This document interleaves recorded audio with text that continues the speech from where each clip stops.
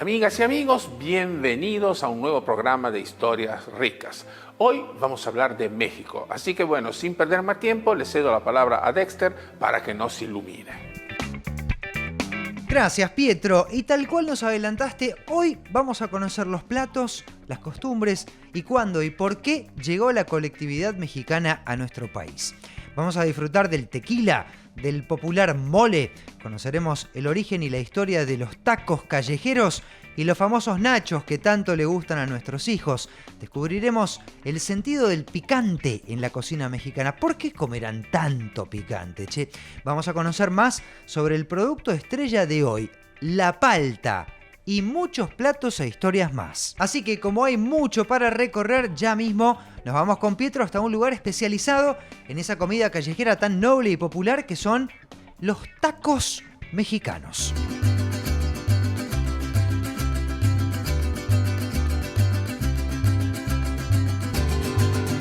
Amigas y amigos, el taco, comida icónica de México, comida callejera que más callejera es imposible.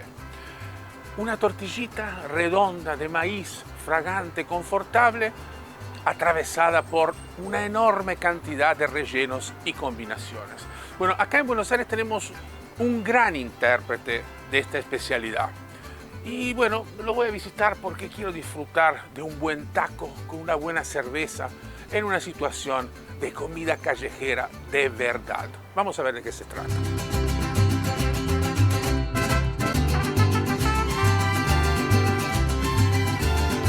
Adoro este tipo de comida, me parece que es una comida callejera fabulosa, una comida llena de energía, de color, de sabor. Primero y principal hay que hablar de Francisco, que es el dueño, Paco, más o menos del 2006, viene a hacer un posgrado en diseño industrial, porque él es diseñador. Conoce a la que ahora es su esposa, así que años después termina viniendo a vivir acá. Calculo que extrañando, empieza a buscar el sabor de la Ciudad de México, donde se crió. Necesitaba conectarse con su tierra. Exactamente, su madre vendía toda la parte de tripas a taqueros y él como que toda su vida vivió. Estuvo en contacto con la comida callejera. Mediante lo que logramos, ¿no? Porque hay cosas que no hay, sí, tratamos de llegar al sabor más auténtico, entonces como que hay mucha gente fiel, tenemos mucho cliente mexicano, el argentino lo disfruta mucho, hay gente que viene 3 veces por semana. Bueno, ¿cómo lograron resolver el tema de condimentos, ingredientes necesarios para reproducir el sabor, el tema del picante? Bueno, en un comienzo llegaban valijas llenas de chiles secos de México como para poder llegar a hacer un adobo de pastor o una birria o distintos platos. Y con respecto a los picantes empezamos haciendo salsas muy poco picantes y la gente se iba muy ofendida, como ¿dónde esto es mexicano? ¿Dónde está el picante? Y empezamos a subir de a poco los picantes. Por suerte apareció habanero en el mercado que antes no había. Se empezaron a hacer salsas más puras de jalapeño para que se sienta bien el picante. Cada vez que subíamos del picor de la salsa, la gente tenía más aceptación y te sorprende la cantidad de gente que come habanero en Buenos Aires. Es verdad.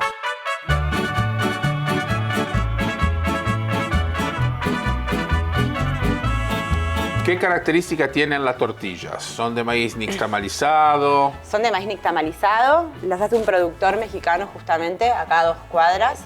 No tenemos nada que envidiarle a México. Por suerte.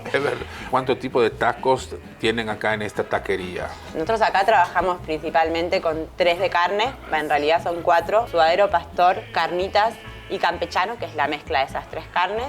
Y después trabajamos con algunos vegetarianos. El pastor llega desde los inmigrantes libaneses. Llega a Puebla y en Puebla se empieza a hacer el taco árabe en trompo, pero con carne de res. Y en más o menos 1958, una taquería en Ciudad de México usan la técnica, cambian el res por pastor. Ese pastor lo adoban con una receta de la abuela y empieza ahí uno de los primeros tacos pastores, hay como una pelea de quién es el original. Y en 1960, otra taquería agrega la piña y ahí está la pelea de quién es de original. Eso fue genial, porque agregar esa parte dulce, ácida... La bondiola y la piña deberían ser siempre juntas. Sí, sí, es una locura. Eso es muy mexicano. Bueno, técnica que vino de otro lugar y bueno, ingredientes mexicanos finalmente, bueno, surge esa cosa maravillosa.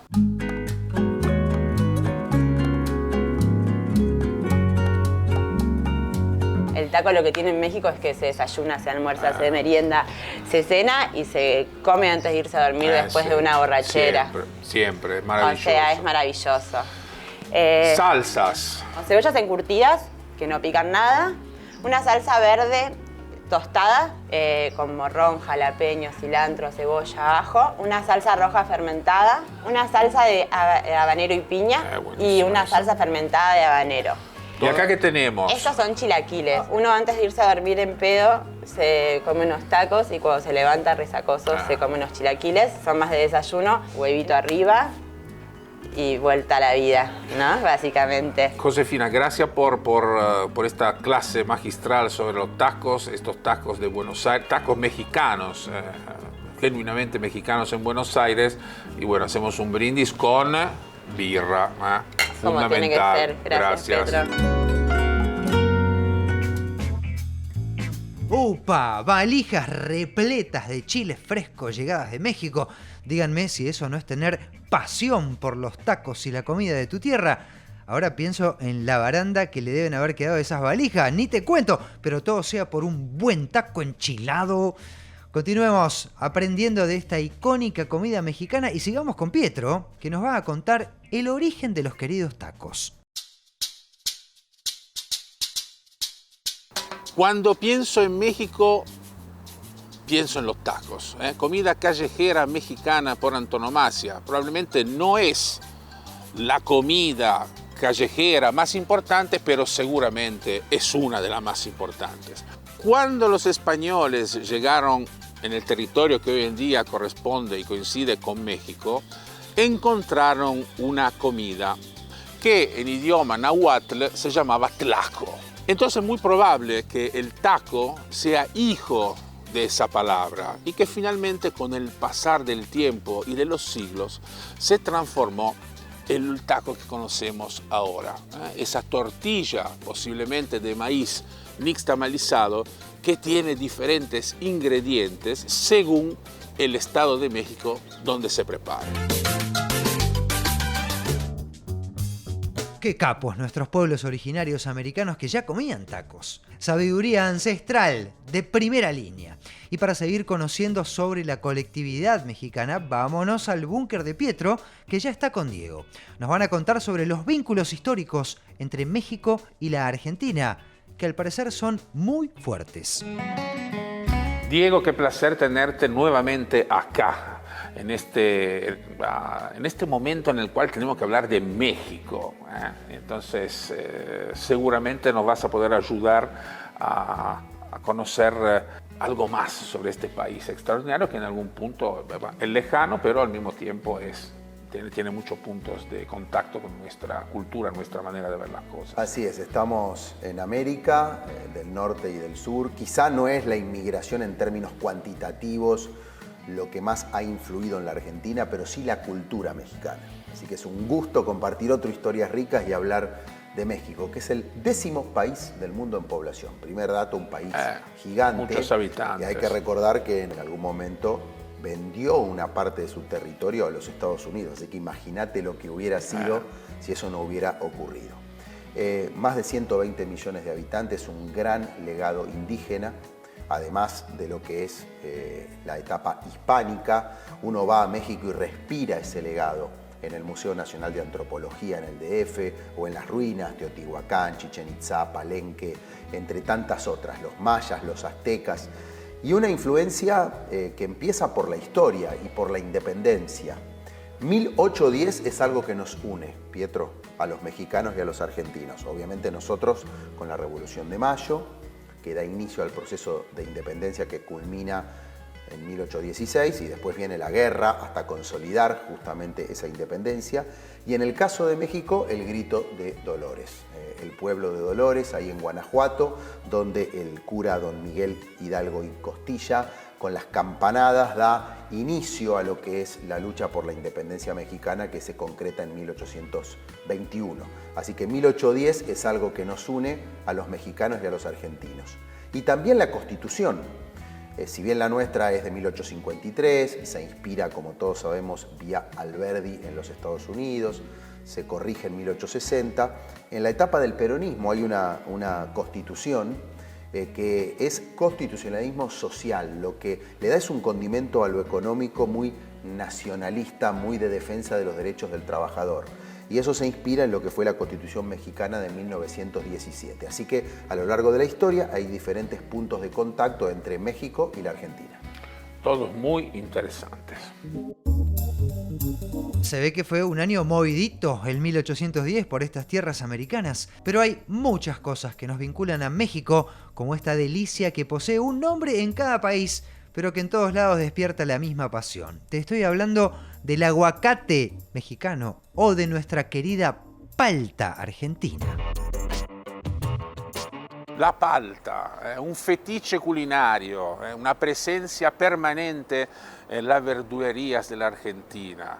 Hoy en día sin palta parece que no se puede cocinar. Bueno, en realidad es un gran ingrediente, un gran producto, un producto que tiene una historia larga, que tiene 10.000 años y que empezó en el territorio que hoy coincide con Guatemala y México. Bueno, desde ahí empezó a circular, como siempre sucede en la gastronomía, y finalmente bajó hasta nuestras latitudes. Nuestro vecino Chile es uno de los grandes productores y exportadores de este magnífico producto que nosotros apreciamos. Pero bueno, eso genera un pequeño problema, que lo tenemos que comprar de Chile porque en Argentina no tenemos mucha producción. Sí, los árboles crecen, pero para obtener paltas hay que esperar por lo menos entre 5 y 10 años. Y ahí, bueno, nuestro árbol empezará a regalarnos la palta que necesitamos.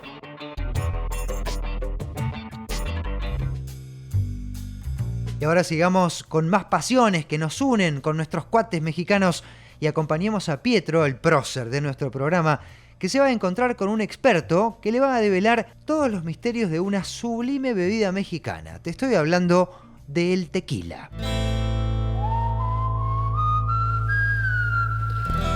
Amigas y amigos, los brasileños tienen su cachaza, los peruanos tienen su pisco, pero yo tengo ganas de tomar un tequila mexicano. Frida Kahlo dijo: doctor, si me deja tomar este tequila, le prometo que no voy a beber en mi funeral. Salud.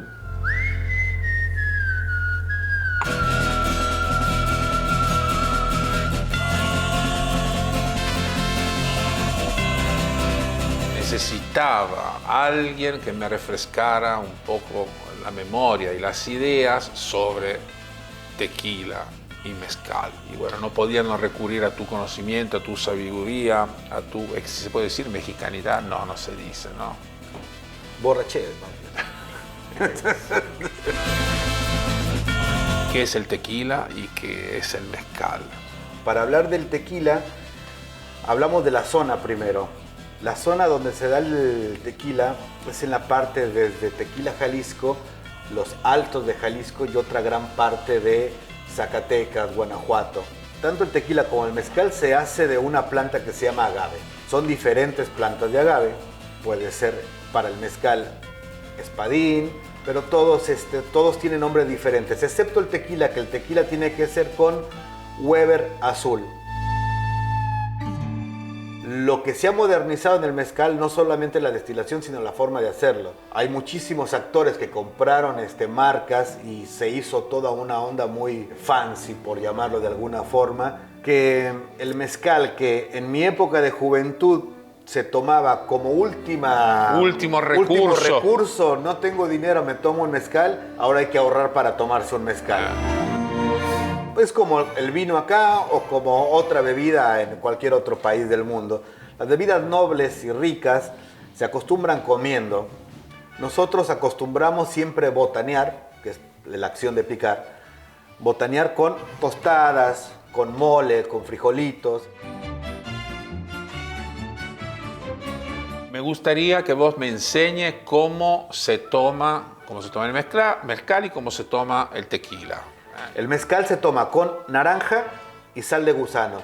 El gusano se usaba antes en el mezcal para diferenciarlo prácticamente. Ah, verdad, estaba siempre esa cosa del gusano en la que, botella. Como tiene gusanos adentro de la planta, cuando lo sacan la piña, le agregaban el gusanito y le daba como un toque, esto es mezcal, ¡pum!, se lo ponían. Y con el tequila tenemos lo mismo. Normalmente te pones la sal, tienes el limón y el tequila. Entonces agarras la sal, tequila y limón. Pero ¿de dónde viene todo esto? Post-colonia existían los hacendados, que son como chacras acá me parece, ¿sí? En las hectáreas donde estaban sembrados, había personas que se dedicaban a probar las diferentes cosechas. Estas personas andaban a caballo.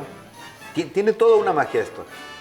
Entonces el tipo, cuando llegaba, probaba el producto y decía, esto está bien. Para darle salivación, tomaba sal. Para quitarse el sabor, tomaba limón. Y se iba a la siguiente. Cada determinadas hectáreas había un pueblito donde existía una persona. En ese pueblito estaba lo que acá eran pulperías, allá son cantinas. Entonces esas costumbres se llevaron a las cantinas y ahora se llevan a lo que es la parte ya turística, porque nosotros los mexicanos realmente no estamos poniéndonos sal y limón.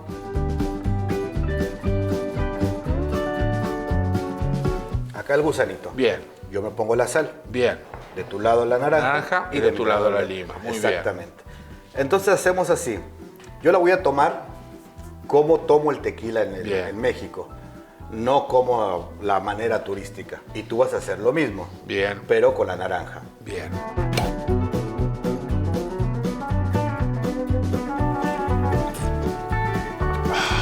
Carlos, muchísimas gracias por esta maravillosa conversación. He aprendido mucho, he disfrutado mucho estar con vos y hablar de identidad mexicana, comida mexicana, bebida mexicana. Es un placer.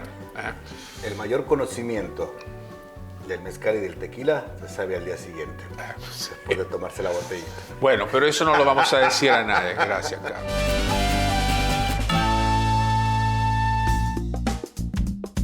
Amigos, escucharon al experto, ¿no? Sal para la salivación, limón para quitarte el gusto y ponga otra, cantinero. México, querido, ¿cómo me gustás? Ahora, volvamos al búnker de Pietro para seguir conociendo más sobre los tacos, los nachos y la inmigración mexicana en nuestro país. Diego, quiero hablarte de los nachos. Hay una convicción muy radicada de que los nachos sean comida Tex-Mex, o sea, ese cruce entre los gustos norteamericanos y la comida rápida y de una calidad, digamos, más o menos discutible de la comida mexicana. En realidad, no es tan así, porque los nachos nacieron en México. En el año 1940, un señor que se llamaba Ignacio Anaya crea esta especialidad. En realidad estos son totopos, ¿no? Los nachos, así pensados como lo conocemos hoy en día, son un poco distintos y ahora te voy a explicar dónde está la diferencia. Bueno, Ignacio una noche recibe a un grupo de mujeres norteamericanas, esposas de militares norteamericanos, que estaban radicados en una base militar ubicada en Texas o Texas, que se llama Eagle Pass. Bueno, y estas mujeres, así como para entretenerse un poco, cruzaban la frontera y terminaron ahí, en ese lugar donde trabajaba Ignacio.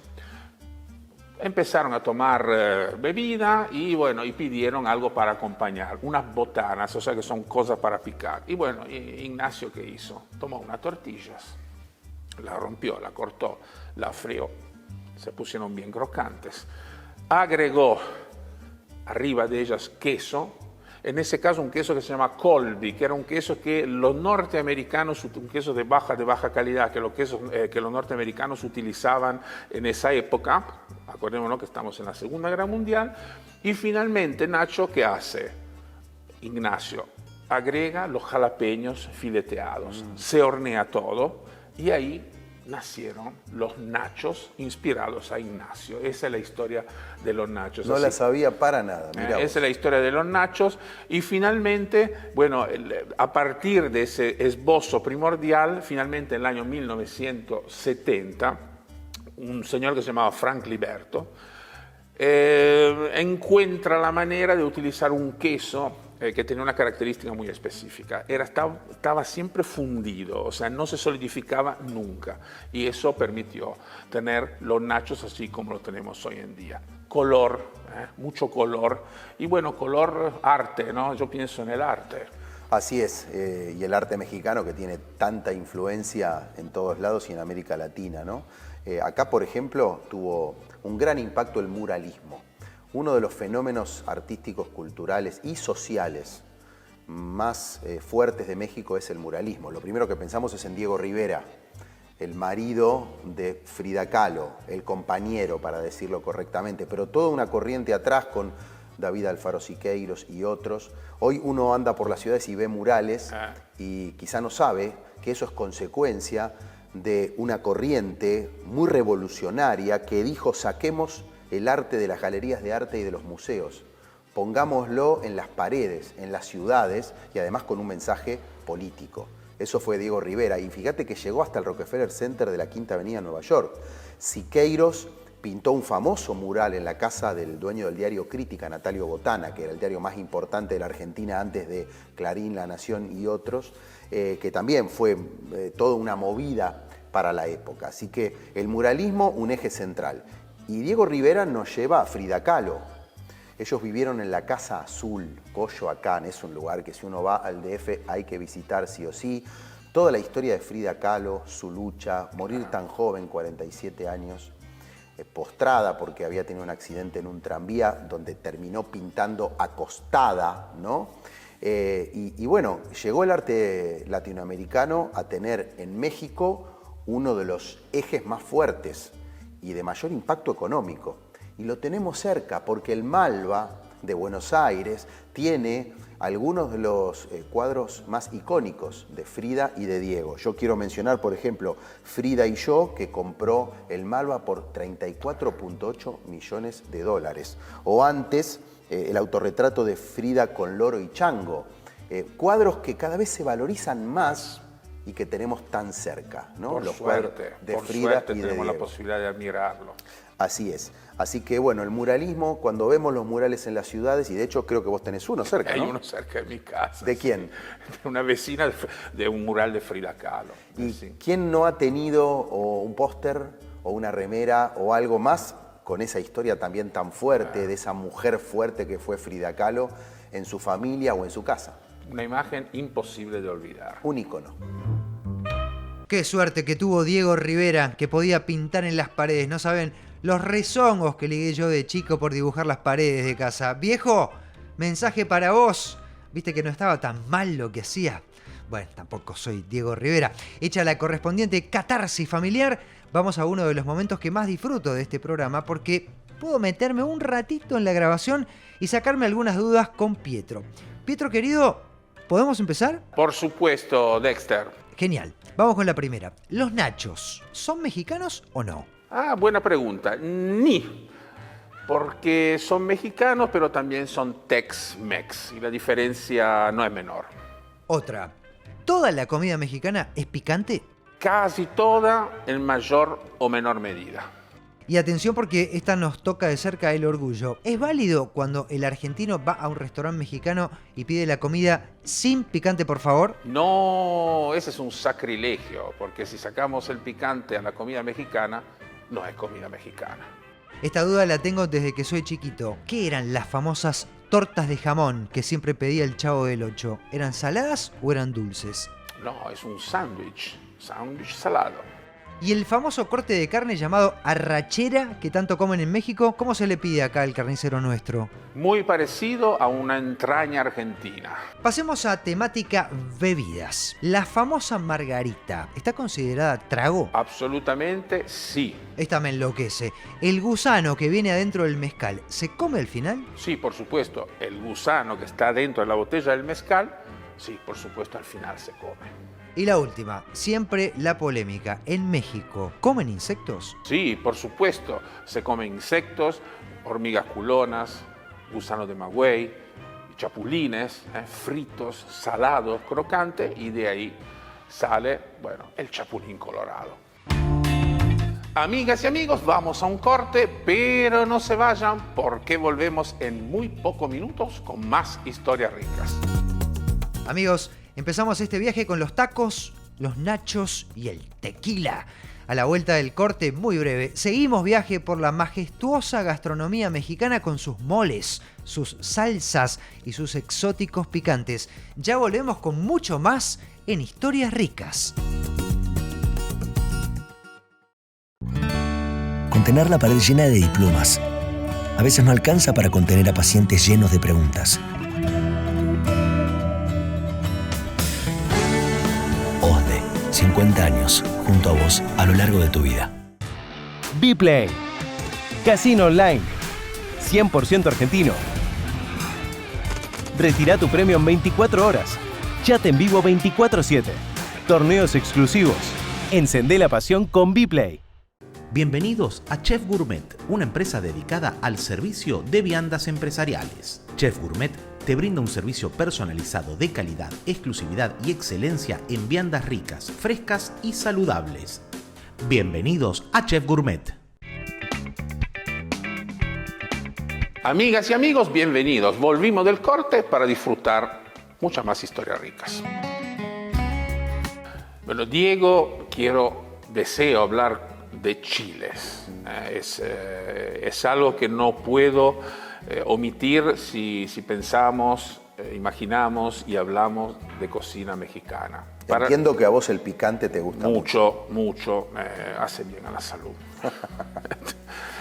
Es un dolor placentero el picante, porque en un primer momento, bueno, es una especie de dolor porque es una sensación, pero después en la boca eso se transforma en otra cosa. Así que para los mexicanos es algo muy importante, es identidad, es tradición, es cultura.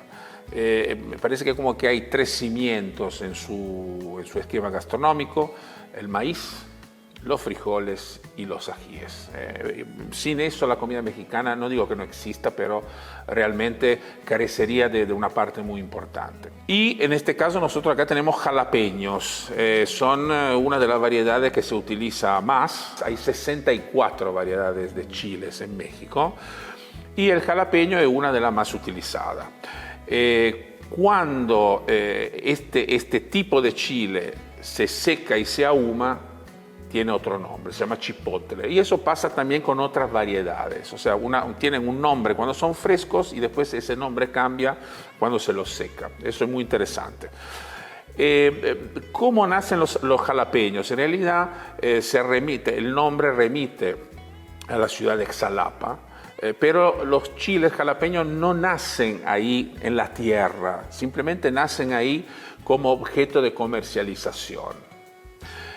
Y la cosa importante es que finalmente en ese lugar se utiliza una técnica de conservación que es el escabeche, que es hija de los españoles y que finalmente sirve para que ese producto se pueda comercializar de la mejor manera posible, de una manera eficiente.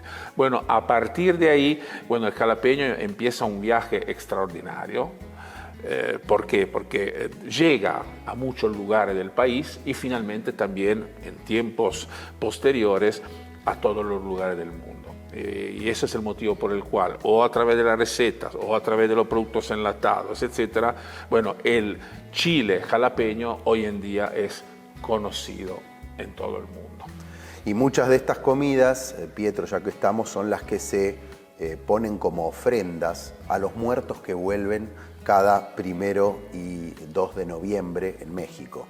Esto nos lleva a hablar de una festividad muy conocida, muy emblemática, que es el Día de los Muertos. Vos habrás notado que en la Argentina la gente no es muy afecta a las calaveras. Acá le tenemos miedo a las calaveras, pero en México no. Es justamente al revés. Es el símbolo de esta fiesta que tiene un sentido muy diferente al que le damos nosotros a la muerte acá. que es casi como una despedida y después queda el recuerdo nada más. Así que esta festividad de origen prehispánico en México, básicamente lo que hace es honrar a los difuntos. No tanto su ausencia, sino que recurre a la presencia de esos seres queridos que murieron y que vuelven para estar con nosotros. Y la calavera es un emblema que se comparte, hasta te diría, con alegría. Sí, es verdad. Es una festividad muy fuerte que es prehispánica, o sea, tiene la mezcla del misticismo mexicano indígena con las tradiciones católicas, porque además, por supuesto, coincide con el Día Católico de Todos los Santos. Y algo de esto lo pueden ver en la peli de animación Coco, donde ahí tenemos a Miguel, que sueña con ser músico y relata parte de esta cultura tan fuerte de México, que es muy distinto en la Argentina. Es una linda enseñanza, es otro punto de vista, es otra perspectiva sobre un tema que es muy fuerte y que para la gente obviamente es muy importante. Así es. Hablando de calaveras, les cuento que yo conozco a un par que por las noches los ves bien vivitos y coleando, durante el día están peor que el tatarabuelo de Miguel en la película Coco. Pero ahora vamos a sentirnos bien vivos y a enriquecer nuestros sentidos acompañando a Pietro, que se va a encontrar con María. María nos va a develar la tradicional manera de preparar el auténtico mole mexicano. Amigas y amigos, el mole, salsa mexicana tradicional, quizás la más tradicional e icónica de la cultura gastronómica de ese maravilloso país. Existen cientos de versiones de esta salsa y acá en Buenos Aires tenemos una persona que sabe mucho de eso, así que la vamos a visitar. Es María Barrera.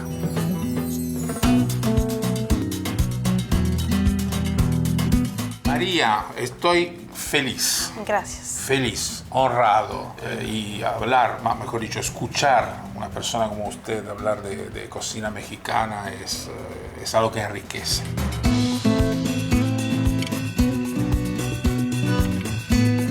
Pues yo ya ni soy de aquí ni soy de allá. Yo nací en la Ciudad de México. Después, cuando el temblor del 85, me llevan a Michoacán, que era de donde eran originarios mis papás. Crecí en la casa de los abuelos, en un pueblo que es 100% chilero, que se produce chile. Así que Chile para mí es todos los días olores y sabores. Porque usted es una intérprete, una embajadora de los valores culinarios mexicanos auténticos, ¿no? Que son completamente diferentes a los de la comida callejera mal hecha que uno encuentra en varias ciudades del mundo, ¿no? Entonces, bueno, acá el trabajo que usted hace es proponer la identidad profunda de la cocina mexicana, por lo menos de una parte.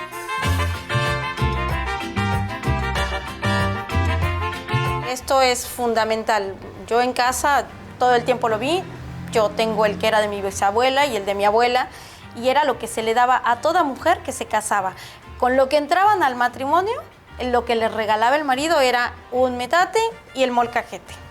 Este metate es con el que se muelen las tortillas, con el que se muele la masa para hacer las tortillas, con el que se muele el cacao para hacer el chocolate, con el que se muele el mole y con el que se hacen muchísimas otras preparaciones. Esto prácticamente sería como una mixer, una turbomixer, una procesadora.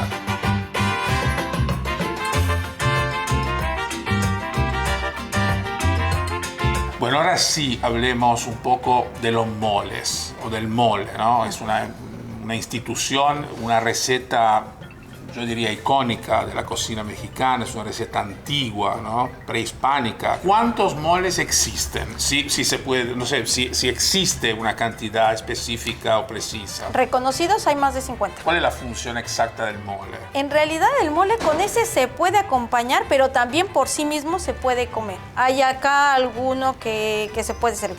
Puede ser parte del mismo plato también. O sea que tiene doble función, sí, o varias funciones. Varias funciones. ¿Qué moles tenemos acá? Bueno, desde por acá tenemos uno que es de nuez.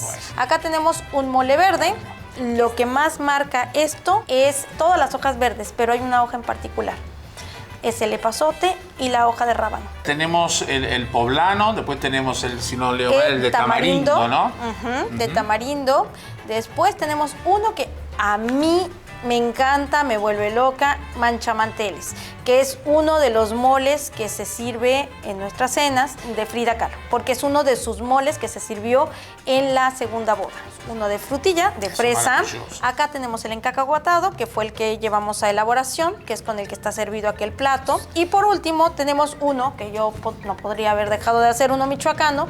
No hice el michoacano, pero hice uno de queso. Y este en Michoacán es como también uno de los íconos. Protagonista, muy protagonista. ¿Cómo hay que empezar a cocinarlo y cuáles son los ingredientes que son infaltables? Para que cumpla con la función de llamarse mole, soy muy tajante en eso, pero tiene que llevar chiles mexicanos. Si no, ya es una salsa. Después tiene que llevar alguna semilla.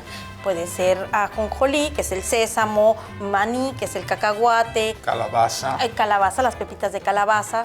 Lleva siempre tortilla, pan, que para nosotros es el bolillo, o galletas de animalitos. Algunas pasas, una pasa de uva. Una claro, parte dulce. Algunos llevan frutas, como el manchamanteles o el veracruzano. A veces lleva tomate verde, mexicano, tomate rojo, jitomate, como le decimos nosotros. Y eso es como la amalgama completa básica de los moles.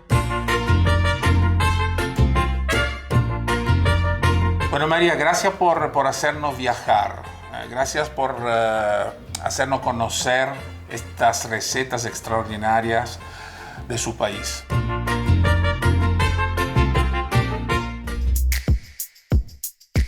Me encantó que el mole que le gustaba a Frida Kahlo se llamaba el manchamanteles. Mira, cuando yo era chico las salsas se llamaban la mancha camisa y la mancha pantalones. Imagínense lo contenta que se ponía mi vieja. Pero bueno, a la vida hay que ponerle sabor y ¿por qué no picante como nuestros hermanos mexicanos? ¿No es así, Pietro? Picante, chiles, ajíes, bueno, algo que a nosotros argentinos en realidad no nos gusta mucho, pero sí a los mexicanos les encanta. Ese pequeño momento de dolor que finalmente se transforma en un placer sublime. 64 chiles típicos, ese es el patrimonio mexicano, ese es el patrimonio de productos que tienen en ese país maravilloso, de una gastronomía extraordinaria. Es una herencia, es tradición, es identidad. Así que para acercarnos a México, sí o sí, tenemos que comer picante. 64 clases de chiles tiene México. O sea, que serían 64 maneras de sufrir para nosotros. Pero como dice Pietro, después viene el sumo placer. Un poco como la vida misma. Regresemos al búnker que Pietro y Diego nos van a contar más sobre la relación entre México y la Argentina. Diego, hay muchas curiosidades sobre la gastronomía, la cocina mexicana. Es un pueblo que tiene realmente una estructura tan rica, tan intensa, tan antigua, que realmente uno podría hablar horas de la cocina mexicana. Por ejemplo, existe evidencia comprobada, porque en una cueva de la localidad de Coxcatlán se encontraron restos de ajíes que remontan a 6.000 años atrás. Eso demuestra qué tan radicada está esta tradición, el uso de este producto dentro del esquema gastronómico mexicano. Otra curiosidad, el jitomate, ellos lo llaman jitomate, es originario de México. Imagínate qué sería la cocina del mundo sin el tomate. Imagínate la cocina italiana sin tomate, la cocina de la India sin tomate, la cocina africana sin tomate. En Estados Unidos, otra curiosidad, existen 57.000 restaurantes mexicanos, establecimientos gastronómicos mexicanos, el 8% del total del país, una cosa tremenda. ¿Cuál es el resultado de esta presencia? Que la cocina y la comida mexicana son la tercera comida más consumida en Estados Unidos. Y en México, por ejemplo, existen 515.000 establecimientos dedicados a la venta y elaboración de comida. Y eso también nos da una dimensión de cuán importante es la comida para los mexicanos. Bueno, yo también tengo algunas curiosidades. ¿Quién es el mexicano más querido por el pueblo argentino a lo largo del tiempo, probablemente? Especialmente en lo popular, el Chavo del Ocho, sin dudas. Chespirito o Roberto Gómez Bolaños tuvo un gran impacto en la Argentina. Diferentes generaciones hemos disfrutado del Chavo del Ocho, ese niño pobre, pero con chispa, con alegría, que transita la vida con alegría. En ese barrio con esos personajes increíbles. Hay que recordar que en un momento Gómez Bolaños con el elenco del Chavo hizo 14 Luna Parks en Buenos Aires. Tremendo. A lo largo del tiempo ha tenido un éxito increíble en la televisión. Vos lo llegás a poner y sigue rindiendo en rating, es algo increíble. Y hasta Maradona una vez, Diego Armando Maradona lo consideró su ídolo. Maradona estaba en México jugando algún partido y parece que consiguió el teléfono de Chespirito y lo llamó. ¿Y sabés quién atendió? Doña Florinda. Y le pasó el teléfono y Diego lo elogió mucho y parece que le dijo que era su ídolo. Así que el Chavo del Ocho, una referencia ineludible de la relación entre México y la Argentina. Y ni hablar el fútbol. En el Estadio Azteca ganamos la Copa del Mundo del 86. Recuerdo ese partido con una claridad absoluta. Así que cómo olvidarlo, ¿no? Y Argentina enfrentó a México en 4 oportunidades en mundiales, siempre fue triunfo argentino, así que ese es un karma que tienen los mexicanos con nosotros. Y también me gustaría mencionar la lucha libre, que es un deporte nacional en México, tiene una gran repercusión, son ídolos, los enmascarados, todos con máscaras. Vos sabés que tienen como estadios para esta disciplina que se llaman los arenas, ¿no?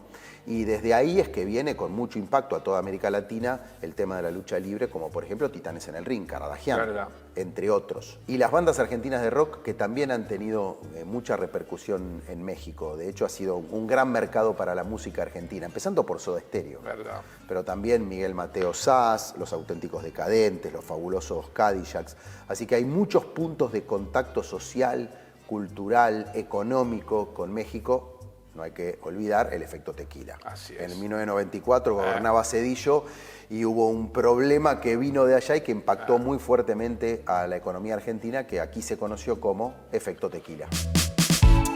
Cuántas cosas nos unen con este país tan querido, a esta cultura con historia milenaria, construida entre conquistas y revoluciones que dejaron fuertes marcas e influencias en la gastronomía y que se sigue reinventando en sus platos típicos. Siempre exploran nuevos rumbos, nuevas interpretaciones, como el joven chef mexicano que vamos a conocer con Pietro. Nos va a mostrar en primera persona el proceso para lograr sus originales búsquedas que fusionan tradición con modernidad.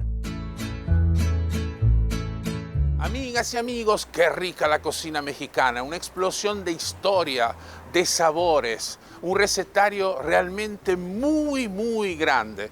Pero no es solamente historia, no es solamente tradición. Hoy en día hay cocineros jóvenes que tienen ganas de rescatar esa tradición y llevarla hacia una instancia contemporánea. Bueno, acá en Buenos Aires, en el barrio de la Chacarita, voy a visitar mis amigos de Lupe.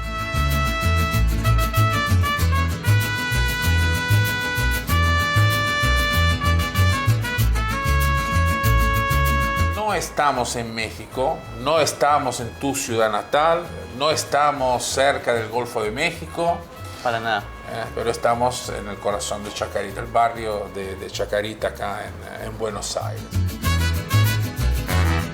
Yo soy de Veracruz, justamente de un estado que colinda con el Golfo de México, como bien lo dijiste. Tengo hace 8 años aquí en Buenos Aires. Bastante, ¿eh? Tengo bastante tiempo. Este año cumplo 8 años. Vinimos a hacer una pasantía a un restaurante que se llamaba Ilatina, que era bastante conocido aquí en Villa Crespo, en el barrio vecino. Regresamos a México y después de ahí nos hablaron para venir a trabajar después de más o menos 8 meses, 7 meses. No opté por otra cocina más que de la mía, la mexicana, que es la que vos conocés, la que tenés en tu Exactamente.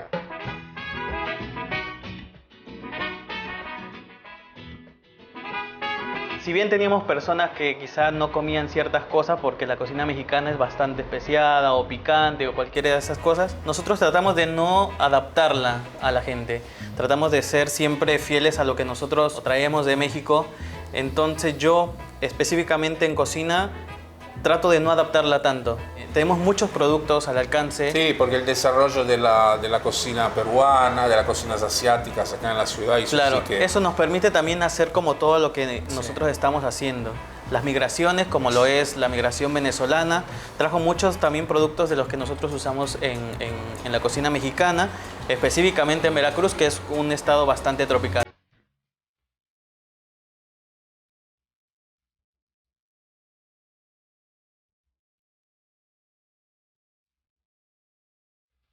Hacer o que te quise mostrar, primero, como ya viene el frío, una sopa de tortilla o sopa azteca que se hace en la base de maíz, de chiles, tomate, cebolla y se acompaña. ¿De qué zona es esa receta? En realidad es como del centro al sur, no hay específicamente una y va a variar mucho. Todas las recetas que veas de México van a variar mucho de los estados. Sí, por supuesto. Sí. Por los ingredientes, por la señora o la mamá o el señor, quien cocine, le va a poner algo totalmente diferente y porque los productos también son diferentes en diferentes estados. Y después tenemos un encacahuatado, que ya que somos nosotros de Veracruz, quise poner algo de pesca también. En este caso tenemos un lenguado y lo vamos a acompañar con una salsa de...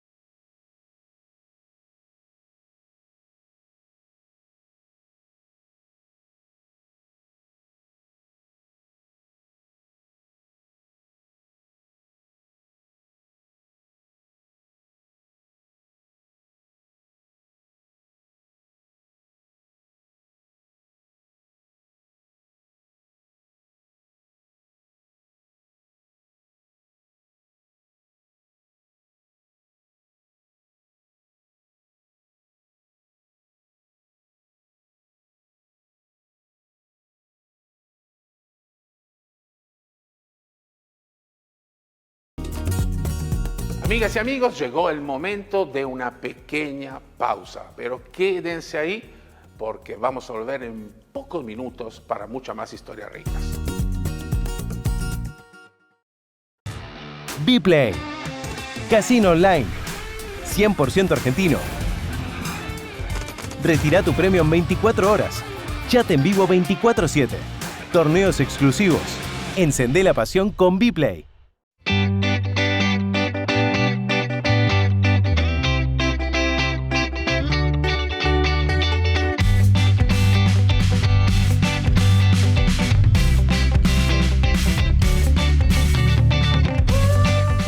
Silva Sapori, el sabor de tus ensaladas.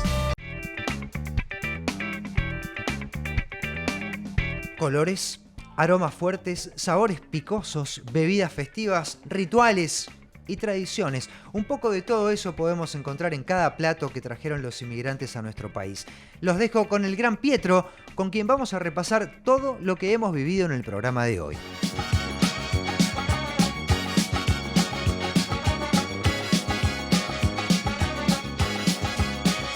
Existen muchas maneras de hablar de México. Son tantas que es imposible hacerlo. De repente recordé una canción muy popular en los primeros años 80 del siglo pasado. Su intérprete fue una mujer, una artista muy querida que amaba Latinoamérica.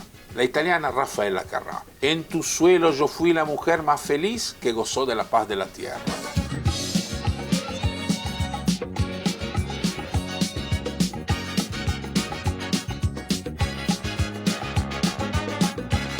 país fuerte, amable y feliz, y te metes en el corazón. Tienes toda la luz de sus días, tienes toda su fuerza en tus venas, tienes en tu mirar su alegría, y México eres tú. Amigos, hoy vivimos una experiencia formidable, una verdadera explosión de colores y sabores para nuestros sentidos, donde por un ratito todos fuimos México. Nos encontramos la semana que viene para emprender una nueva aventura acá, en Historias Ricas.